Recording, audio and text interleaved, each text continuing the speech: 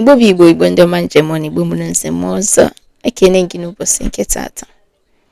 O wee vidio nchaki nene kịta ebe nwanne anyị nwoke nọ na-ayọ Soludo maka gịnị maka afịa nke omechi and ebe okwukwe nụrụ okwu na-ekwutere ya.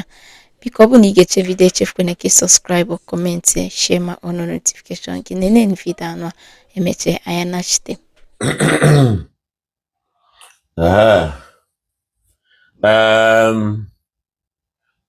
Maka nna anyị ukwu Soludo. Nna anyị ukwu Soludo. Nna anyị ụtụtụ ọma, ehihie ọma, depending mgbe iji fu vidio a ma biko do nna ahụ. Nna anyị Soludo ọ kpara m obodo ụja nwa nkịta. Mana achọ nka ntị ụkwụ ọnụ n'okwu ya ahụ maka na onye ọbụla na ha ekwu ya. Nke mbụ bụ nna anyị Soludo ekere gị ka i siri gbaa mbọ to make sure na Onitsha bidoro zụwakwa ahịa kwa Monde. Ọ dị mma o nke ukwuu, ma gị mara na ihe mere anyị oge ahụ bụ ihe egwu eyiri anyị, ihe ụjọ eyiri anyị kara wee mee anyị ọredizie ka anyị nwa bụzi anya ajụziri daa ụjọ a. Nke abụọ bụ na ihe anụwa bụ ndị na-azụrụ onwe ha afịa, ihe ndị na-azụrụ onwe ha afịa, nke pụtara na ndị a na maka okwuru ekwusi ọsị na onye na-emepe chọp ya amarazie na o nwere this and that. Nna anyị eze nwaọra mana ọra nwe eze, ihe a bụ ihe ụjọ emegburu anyị eme kpatara anyị ji wee kwana. Ọ bụ na ị mara na ihe emechiri emepere a nwere ndị ọtara isi ha na Onitsha. Emepere nwere ndị ọtara isi ha, o nwere ndị obibiri apịapa, o nwere ndị ogbugbo nwafa. Emepere ọ bụrụ m uche m nke nji ewuru mmadụ ịghọtago, aka m asị zụbara ahịa ahụ na onwere ihe m fụrụ na-azụ ya bikos azụbakwa ọ bụ uru anyị. Mana biko doonu na ihe m na-eche bụ nna anyị ukwu Soludo ikwuburu okwu niile okwucha, mana ihe nji wee chọọ ịtụ ọnụ asụrụkwa nsị emepe n'ahịa o. A sọpọtụrụ m n'ahịa wazụwa supported, after all na chi anyị abịaghị ịgbara anyị ọgụ, na Chukwu anyị abịaghị ịza anyị ekpere, so ahịa na-azụ ya zụọ, it is very good.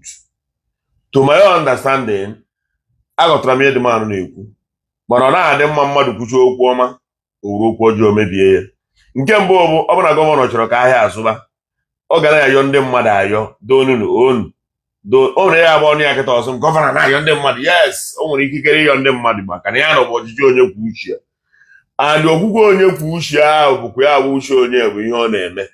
Ihe anyị nọ bụ ọchịchị onye kwuo uche ya, anyị nọ n'ọchịchị ndị amị, anyị nọ n'ọchịchị by force, and that market bụ ahịa mmadụ gbara onwe ya bọyị na ya. Ị na-anọrọ mgbe anyị na-agụ akwụkwọ mgbe ahụ onye ahụ edebe bọyị, ihe anyị ji gị bụ tas. Dat Monde ahụ ndị na-esi nwekwara ya na Monde ahụ nna gọvanọ so many people ewerego Monde ahụ mere anọdatin, so many people were gị mere anọdatin. N'ọgwa ihe ụjọ emere anyị kpatara anyị ji wee dị otu a. Gbaka anyị kụrụ memba mgbe obodo dị ka ọ dị nwere ebe ijere iji ime kampen or something, elu ebe a agba nọkatụ kpoo ịtọnụ orendekwa abịa orendekwa ichefugo. Ọkwara ụjọ na-atụ gị mgbe ahụ iji sekuriti. Gọvanọ ọkwara ụjọ na-atụ ahịhịa ụkwụ ụjọ na-atụ so many people. Ana m echekwara na ọ bụla jiri ibido afịa na ọ ga-amagbu onwe ya na mma, mana Obi of Onitsha kwesịrị ịbịakwa soro adreesị ya people, so many people na Anambra State kwa esiri okwa mekwa ya adreesị. Ana m echekwe na ihe a karịa ebe ihe a ga na-atụ isi ọnụ n'ụzọ dị iche iche n'ọnụ ọma, n'ọkwa ihe ụjọ mere anyị ji wee gbakwa ọsọ n'ahịa ahụ. O nwekwa ya sị gị ya laikere n'ọkwa ihe ụjọ mekwara anyị maka ibibi ahịa anyị, imebi ihe anyị nwere. Ọkwa ya ka anyị ji gbaa ọsọ n'ahịa ahụ. Mana nke ị ga-abụ omecha ịbịa gwa anyị bụ ị ga-abịakwa ịgwa anyị si anyị nna ya ewe n'iwe na n'ọkụ o si dị gị n'obi ka isi wee gwa anyị n'ihe eji katapila bịa kpochapụsị ahịa niile ekpochapụ. Ị mụrụ ọ bụrụ na esi na ọ bụ na ya ekwe apụta na ị ga-abịa na main market ahụ ịrụgharịa ya ọ bụrụ a new modern market, na ha bụrụ na emere ya na ị ga-abịa isi ilu ahịa ahụ ịrụọ ya ọ bụrụ a new modern market. ị mara ọ ya na-ewe anyị iwe nna nwanne solu nwanne kpọ mgbe afọ iwe okwurubi ọkụ ọ gwara ebe ozu ikpochapụ ahịa niile ya ịma na gọvanọ a na-agba gọvanọ akwụkwọ, ịma na gọvanọ na-eje nga you don't know these things. ị nirikwere ịmụ ya nna anyị nwoke ọma marakwa ya na ọ dịghị otu a mana mụ na ikwu na ihe i kwuru dị mma ka anyị bido pụta zụba afịa mana site iri anyị ure na mma site igwere anyị nghọta dị iche iche si kodaa anyị anya banyere ya were nwayọọ na anyị ga-emepekwa ahịa ahụ n'ọkwa ihe ụjọ mere anyị and ọzọ bụ nke i kwuchiri asị anyị n'ime ahịa ahụ ga-esi lụọ ya bịa were katapila kpochapụ everywhere. Gọvanọ ihe emenwe ọgbahuru ihe emenwe ya ọ dịrọ like that. Main market ahụ ọtọọgụ ịma mmenwe ịbịa na ikpochapụ main market otu ahụ ọra ndị mmadụ ihe na main market ya nupụta ebe zọrọ gị n'ọka ịkpapụ n'ọka na ịmakwu ịma mme nke ahụ ọ dịrọ gị pọsịbụl ịma mmenwe ị na-akata isi abịa bụ onye ọbụla ịbịa kpatụsi ahịa niile klia ya maka gịnịsị maka ihe na ndị asara ha na-azụ na Mọnde ihe akwa biznes private business ndị mmadụ kwa ịwere ọbụrụkwa gọọmenti wọk ọ private business people. So ị ga-emechakwa ahịa anyị na nke anyị kwuru bat of annoyance ma biko maka ihe abụ pet ka ị ga na-epeti anyị ị ga na-eme anyị nna ahụ pụtawa na bịa zụba ahịa nna ahụ and ka ị na-agwakwara anyị pụtawa bịa zụba afịa afọ inye anyị adequate security. ọ bụrụ na i buru ụzọ debere anyị ntụ ya ebere gwa anyị bịa zụba ahịa gwa anyị edebegoro m na security guard enough every section here ebe niile anyị debere security ebe a anyị debere security ebe a anyị debere gọọmenti mantụrụ security ebe niile bịa na ezụba ahịa. Soludo ịmakwana anyị mepe ahịa kịta na ụfọdụ ndị na-esi esi were abịa winọkọm ịmakwana anyị mepe this market na ndị ahụ bụ the buyers the customers ahịa they will not come. mana ọ bụrụ na esi bịaranụ na anyị enwere sekuriti edewere onye ọbụla bịa zụba ahịa onye ọbụla bịa mepe ekwe mana anyị ga-alaiki ya and anyị ga-abịakwa. Biko achọọ m ihe m kwuru come in peace but na area m gbajiri okwu ọbụ bakwa ya anyị nwa bụ ndị ahịa ahụ ị na-agbakwa maka na ihe gwara anyị mgbe ị na-achụ nta vootu nna anyị Soludo ịmadị ya na-emesi at home anyị atụọrọ na ndị gị iwu na ọna ịfụọla ka bred na achọọ m ikwu okwu akwa atụgoro gị vootu ọkwa iwu inugon ihe emeziri anyị bụ ndị ahịa bụ ịbịa kpochapụ ebe anyị na-azụ ahịa anyị adịghịzị mkpa ọrụ agadi nwaanyị kwa ya n'ụsọ ọhịa ya agụrụ ya na owere jee ga-agụkwu ya ọzọ imere ya na aghara agadi nwaanyị akwa ya n'ụsọ ọhịa mgbe ị na-achụ nta vootu ihe abịa na n'ime ahịa ahụ mgbe ị na-abịa n'ime ahịa ahụ eme kampen ị na-akwatusie ya mgbe ahụ bịa anakatakwa na-ekwu ofu ife. Biko anyị come in peace mana ihe rịọ gị egbu biko ị ga-advise kwa nke ịbịa kwatusi ime ahịa pet ya ndị mmadụ pet ya pepụl kọwaa alụfa ma nye anyị sekuriti ntu anyị si ji sekuriti bịa.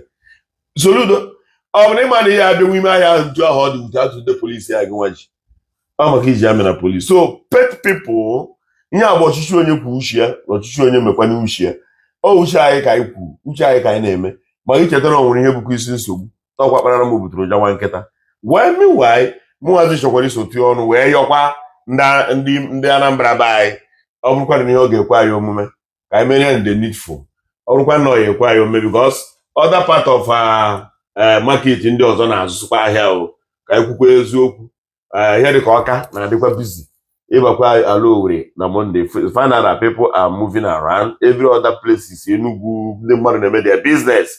So ndị be anyị ọ bụrụkwa na anyị ga na-eme ọ gaghị anaha njem anyị na-aga n'ihu anyị anaghị njem ahụ onye ọbụla bụ n'obi were eme ihe anaghị aga n'ihu maka na chi anyị abịawo. Afụkwara m nwoke lọya na-asị na si mebi ya this that ọga lọya jee kpee ikpe a gwara gị hapụba nke aha esocha ọbụcha eziokwu dị nke ọbụcha eziokwu ọ gị tinyere ya ọhịa adịgbasis tinyere ihe a n'onwe ha ka ha ji eji wee na-echeta ma nwee ike na-egosi na nwanne anyị nwoke eji eji n'obi adịrọ ha mma. So ọ bụ kemere ihe ị ga-abịa atọ ebe ọnụ bụ nna anyị kwụlọ ya ahụ so pụta ebe ahụ ihe anyị edere ma ọ bụ na-achọgo ka ebido nna anyị kwunye anyị sekuriti abịakwa repet ya ndị mmadụ kọwara ndị mmadụ nyekwa ndị mmadụ hope inye ha hope na ihe ka ọsụrụ eji emesichata ma sile mgbe na-adịrị otu mgbe na-adịrị otu ihe dị otu a ga-eme ihe dị otu a ya bụ ihe ahụ enugo ọ bụ ihe mere anyị ji wee na-agba ọsọ na ọ bụrụ na ya chọrọ imepe on Monday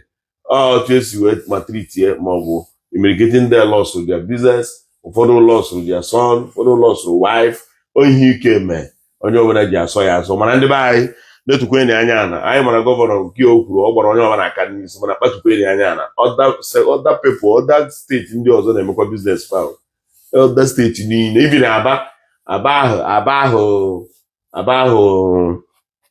nwanne anyị nwoke si Abia steeti ha nọkwa their business every Monday. So lebakwana anya ka anyị demekwara maka ihe na Soludo nọ nwere ka o si kwuo okwu anyị aghọtaghịzi ihe okwu, mana ihe njiri ya bụ ka o peti ya epeti ya, ma ya sịkwa ya na ya rịkwana sọrị nke ịbịakwunye ya na akpatụsị ime ha niile akpụchapụ ya mmadụ enyi nsị ọja aja gwunye. Ama m na igechego ya bụ vidio unu afụgo n'ihe nwanne anyị nwoke kwuru, o sokwe n'ihe mma mee gị na-etinye alụ.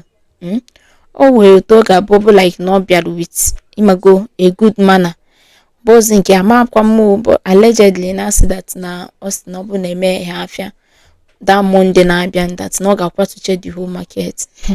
Ị na-ekwu okwu that Anambra State na-lose billions of naira for just that Monday a na-eme ihe afịa. So you can imagine ịkwatu that market, imagine ịkwatugo the market now. Onye bụ na agba na-agacha ebe ọ ga-eme gị n'ebe ọ ga-eweta shop.